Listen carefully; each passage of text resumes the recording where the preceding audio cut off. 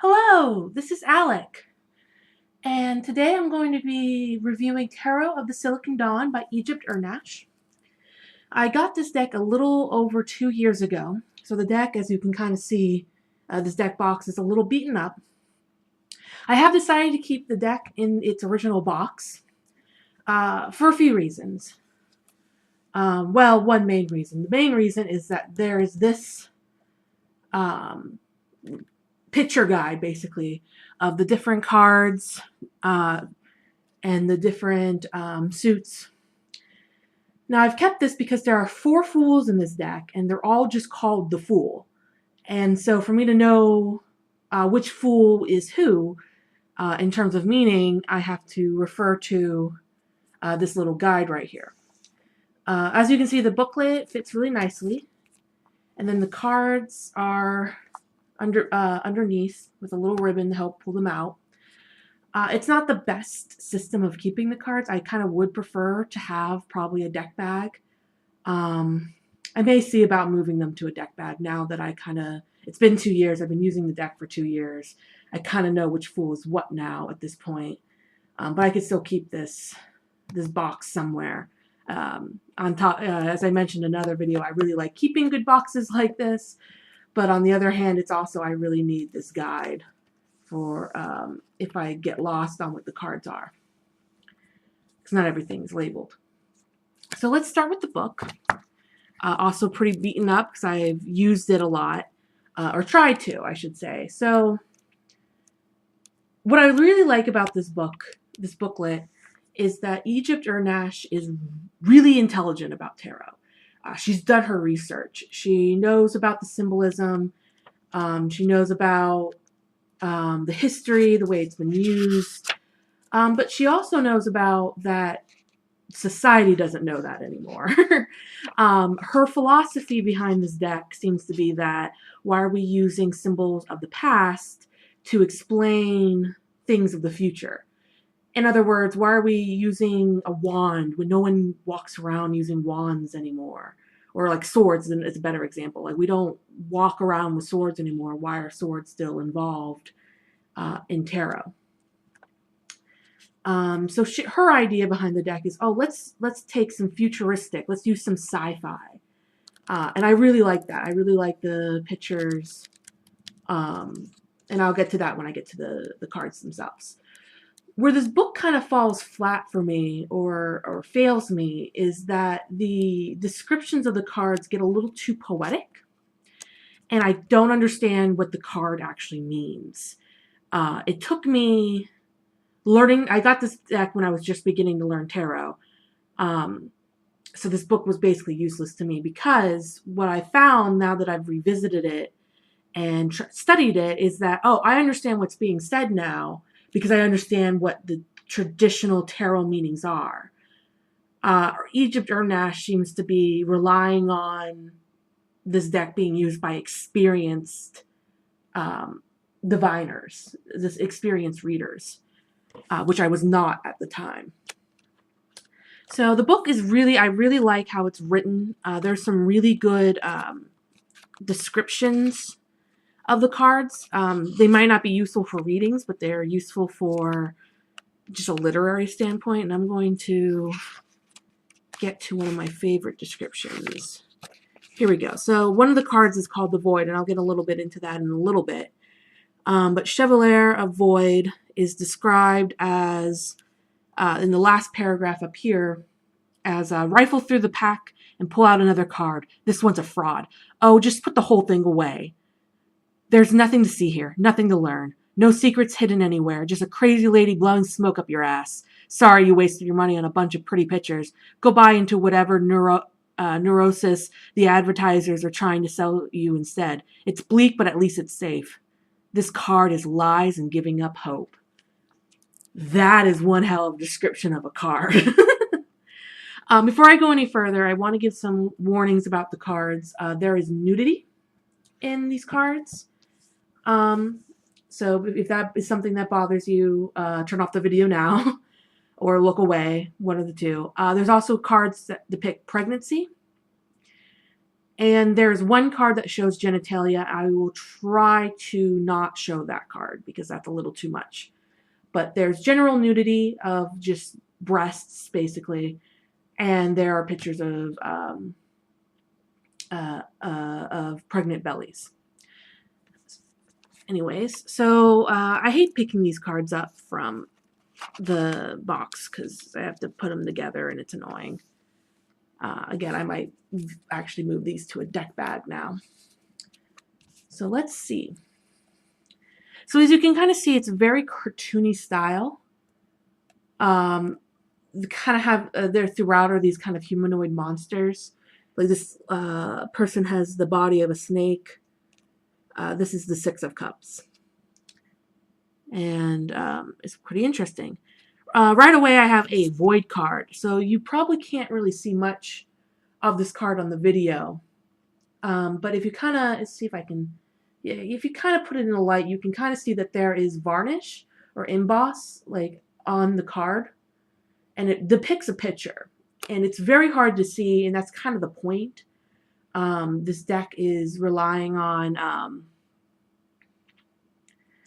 this card. The Void is about like nothingness, and then what do you find in this particular nothingness? Oh, it's a person walking away from the sunset, which is hard to see, but it is there. That is the Chevalier. There are some added cards other than the Fools. Like this is History, which comes between Strength and the World, I'm pretty sure. I really like this card. I really like the kind of idea behind it being like you can see how she's kind of weaving her own reality. Like words are infecting her reality and shaping it. Like that's like, what's the history that you tell yourself? What's the story you tell yourself? I really like the Magician in this deck. This is where I learned something from Egypt Urnash, where she was talking about how the original meaning of the Magician was more about the trickster. And I think that's really interesting. And I've seen that meaning pop up in other decks where it's not so obvious, but it's subtle because it's all based off the same imagery, the Rider-Waite. But this is neat, you know, Magician keyboard and then like flying things and just this kind of cocky witch. It's awesome. The High Priest is the Hierophant. That's kind of an interesting twist on things. This card has some interesting meanings. Here's another card that was added. Alpha,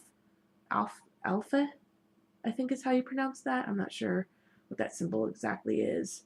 Kind of like transcending. I kind of took this card to mean like transcending the cycle that the Fool goes through.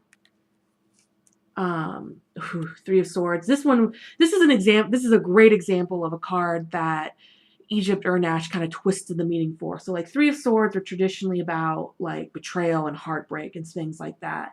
But if you take a close look at this card, this person is smiling. She's enjoying putting these swords into her stomach, and that's kind of messed up, or maybe not. I mean, if you're into BDSM, as she says. But it's kind of this twist on the traditional meaning. Here's one of the Fools. This is also the cover art. This is the Fool that's like going again, but still like, does she know how to use a telescope that she brought with her? Things like that. Another Void card. King of Swords. Oh, so here are Pentacles, or sorry, here are Wands. Wands and Pentacles have switched their suits. Wands are earth, Pentacles are fire. And that's basically just because Egypt Urnash prefers that. Oh, here's the card that's a little lewd. I'm just going to go buy it. With bringing up this card, though, I will mention that there are a few cards, descriptions throughout. I'd say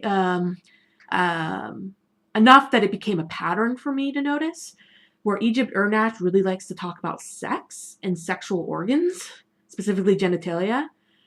Not in a heteronormative or ciscentric way, however. But she she talks about how like how I'll get to the lovers, but like the lovers are covering their genitals, and it's like, ooh, what are the genitals of these lover cards? Do you care to know? And it's like, it doesn't need to be said, in my opinion. But so be careful of the booklet if sex and like genital talk bothers you. I will also mention that this card is is described using an outdated term to describe an intersex person. So it's cool that this person's intersex, but the term used by Egypt Urnash is outdated. I won't say what the word is, but it's an outdated term. So be careful if that's if you're triggered by that outdated. It's also considered a slur. Anyways, Ten of Cups. This is nice. Yeah. So again, Three of Wands being an earth suit. Temperance. Here's another Fool. I really like this Fool because you can see that, like, you can, if you get close enough, like, that's not even ink, that's pencil. This is the absolute beginning where the world's being drawn in, and like she can only think in binary, think in black and white because color hasn't been invented yet, and things like that. It's a pretty cool concept for a card. Here's another Fool. This is the Fool who's like stupidly jumping forth, not thinking through, kind of like over eager to begin again. Another Void. Another Void. This one does not. This is the Zero Void. This does not have any varnish on it, but it has a little butterfly. And I kind of count this as a Fool card because it's also about beginning, but it's like the beginning of the universe, kind of. Here's another Fool. Emperor. Star. 99 of Cups. So that's another thing that was added, was the 99 of each suit. So 99 of Wands, 99 of Pentacles, 99 of Swords, 99 of Cups. Egypt Urnash describes them as being kind of like this this joke of like absurdity that she then decided to keep in the deck. And it's the idea behind like, what is the most ridiculous plentitude that you can have of each suit? Like, what is 99 of Cups? Like, what does that mean? The Devil, 5 of Cups. Oop, another Void card. This is blanks. So back blank card. I prefer to keep these in the deck. I kind of take them as a cannot answer your question type of card. There's another one too that we'll probably come across. 99 of Wands. But this deck has really simple, so yeah, here's the lovers. Oops, upside down. I do like this card. Like, I was able for the most part to take, I should say for the entire part, I was able to take all these cards and remove any kind of sexual innuendo that Egypt Urnash was trying to impose. Mainly because I just don't roll that way. I don't like to make my cards all about sex.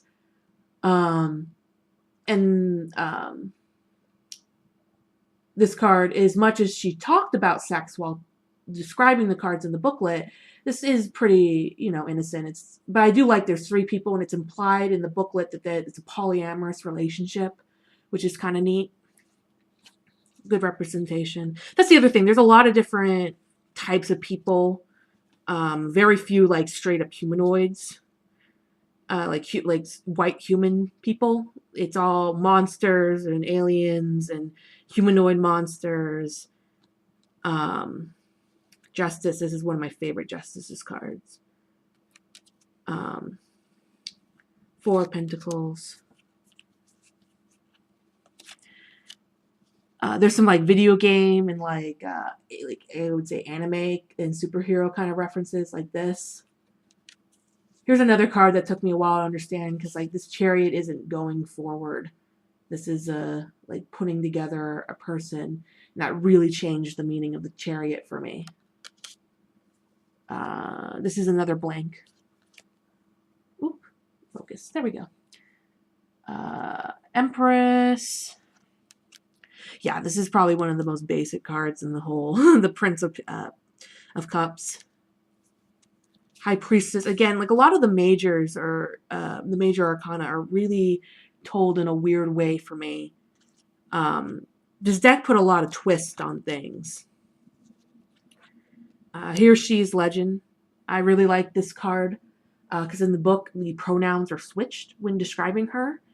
And so this card, it will switch like, she is beautiful in his own way, like things like that, like switch the he and she pronouns back and forth. So like I really interpret this card as gender fluid, and it's about fluidity, so it makes a lot of sense. And I really like this card in terms of like non-binary representation. Queen of Swords, Aces,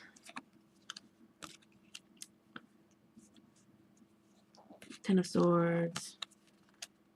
So, Fortune. So this deck has a lot of really cool symbolism, a lot of cool imagery.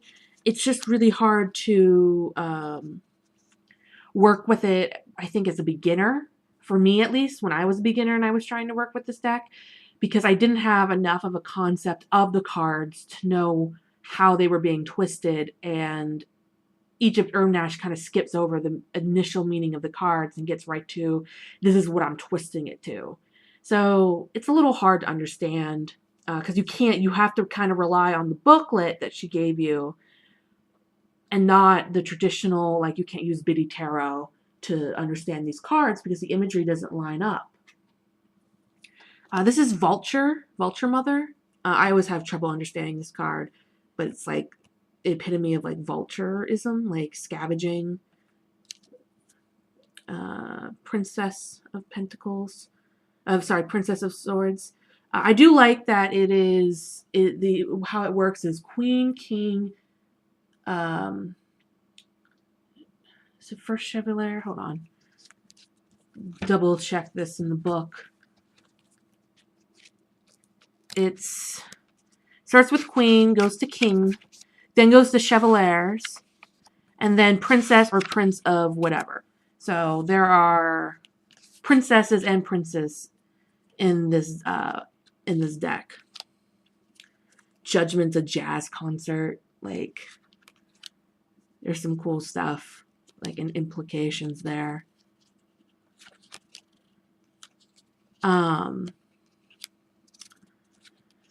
I like Eight of Pentacles. It's like you have 3 lives, and it's fun. Video games, man. But I could go through and just talk about how all these cards are twisted a little bit in their meanings, like added something or took away something of the original meaning, and it's really interesting. This is the Hanged Man, but it's untitled in the book. Oh, and I stupidly bent my Two of Swords because I was way too rough with this deck when I first got it. Speaking of, when I get to the end of looking through the cards, I will talk about the cards themselves. We're almost there and done. So the cards themselves, there's a lot of them. There's 85 cards total. So it is a pretty impressive sized deck. It has more cards than the traditional tarot. The cards themselves are pretty thin. Good card stock. I mean, I don't have any complaints. The edges kind of get really roughed up easily, I guess, when shuffling, because mine have definitely over the 2 years have gotten roughed up. But overall, I mean, other than me being stupid and bending the Two of Swords, this deck's held up really well. They're about the same size as playing cards. On the smaller end, I would say, of tarot cards. Not quite small enough to be a pocket deck, but not quite big enough to be what you traditionally expect from a tarot deck. But yeah, so that is Tarot the Silicon Dawn. I really like this deck. It took me a while to understand it, and I think that was partly because I needed to understand, you know, I need to understand the Fool's journey before I understand how you can split the Fool up into 4 different cards. Things like that. I don't think it would make it a great beginner's deck. I do like the diversity in it. I do like the philosophy behind it. I like a lot of things about the deck. But I think it's more for an experienced reader. And I know I'm not the only one who's had trouble understanding the meaning of these cards. I have several people who struggle with the meanings, and that's okay. But I think that comes from it not being a traditional tarot deck. It might be worth it to look at it more of an oracle deck that's based on tarot. But yeah, so that is Tarot of the Silicon Dawn. If you have any questions or any comments or feedback, feel free to leave one in the comment section below on the YouTube video, or you can email me at alec.guire@gmail.com. And as always, I hope you have a wonderful morning, afternoon, evening, whatever. Thanks.